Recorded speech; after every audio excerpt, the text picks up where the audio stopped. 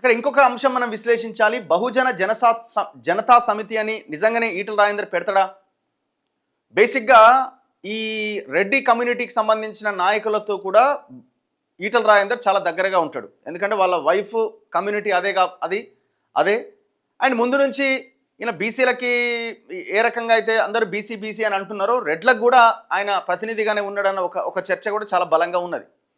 So కాబట్టి మరి బహుజన అనే టైటిల్ని పెట్టడానికి ఆయన రెడీ అయ్యింది అంటారా? నాకు కొంచెం డౌట్గానే అనిపిస్తున్నది. ఎందుకంటే అందరినీ పార్టీ అన్నప్పుడు అందరినీ కలుపుకొని పోయే ఒక పార్టీ కింద ఉండాలి అన్నది ఒక ఇది ఉన్నది. అఫ్కోర్స్ బహుజన మన బీఎస్పీ లాంటి పార్టీలు వచ్చినాయి అనుకోండి, వాళ్ళు దేశవ్యాప్తంగా ఇంపాక్ట్ చూపించగలిగినారు. కానీ ఈ టైటిల్తో ఈటల రాజేందర్ ముందుకు వెళ్తాడా?